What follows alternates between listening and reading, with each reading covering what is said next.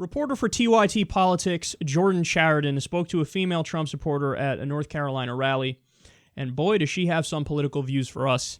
Now, before I play the clip for you, I want to let everybody know, please go watch the whole thing. You're only going to see a little snippet of it here with this one person. He speaks to a bunch of Trump supporters, as he's been doing, so you should go watch the whole clip at TYT Politics.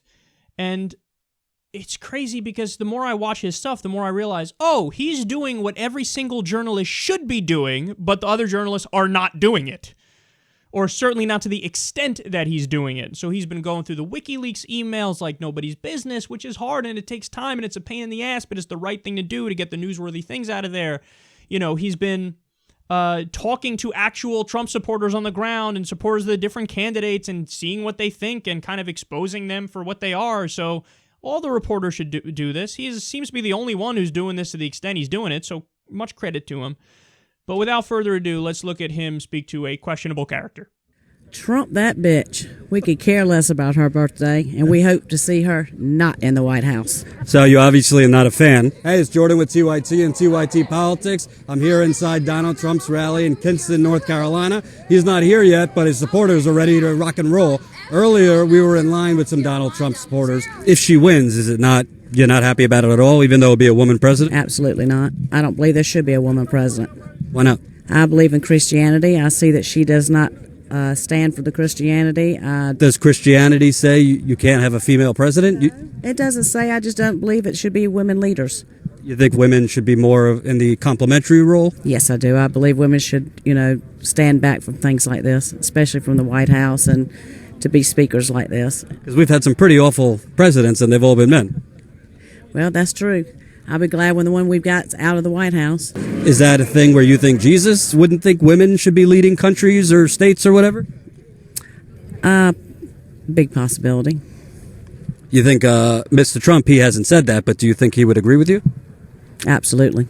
He'd agree? No woman president? Absolutely. 100%. I love it when they own themselves and they have no idea. Like, oh yeah, Donald Trump would totally agree with me. He's against women. He doesn't want any female leaders. Yeah, so vote for Trump. Openly sexist. Vote for Trump. Like, how do you not realize you're hurting him when you say shit like that? And the overwhelming majority of the American people don't agree with you. This idea, I mean, that was like hopping in a time machine and going back to like the 1950s. And speaking of, well, I just think, darling, that women should never have a leadership role and should never be president. And basically, you should cook for your husband and fuck him when he wants to be fucked. And then shut the fuck up and don't talk so much and clean the house and take care of the kids. Isn't that a great life? All right, that's what I support. Now, look, if a woman chooses to do those things, of course you do whatever the fuck you want. But this rigid idea of like, no, you should not even be allowed in the public sphere and no woman should be a leader ever. What? Well, that again, it's like hopping in a time machine and going back to the 1950s. And then when she brings up Christianity, hilarious. She's like, hey, yeah, Christianity. Well, look, I believe in Christianity, and Hillary Clinton doesn't believe in Christianity.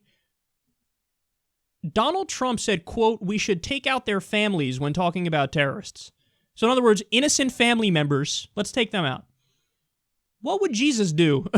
What would Christianity say in that situation? The list goes on and on. Torture. Who would Jesus torture? Who would Jesus deny health care to? What immigrants would Jesus say, you know what? You're illegal. I'm going to have to get you out of here. It's not like he said, hey, take care of the downtrodden and the sick.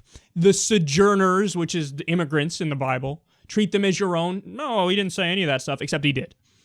But look, I'm actually being slightly unfair to her, too, because when you talk about, hey, what does the Bible say about women leaders? It actually is true that in the Old Testament, they say a woman can't teach a man anything. They're not supposed to teach a man anything. So according to one fucked up interpretation of the Bible, she's exactly right.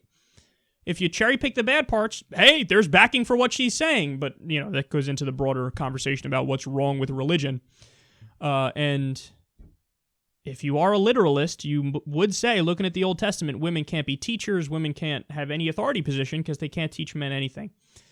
But yeah, this is the state of the race right now. This is some of Trump's diehard supporters. That's not saying all of his supporters are like that, but many of them are.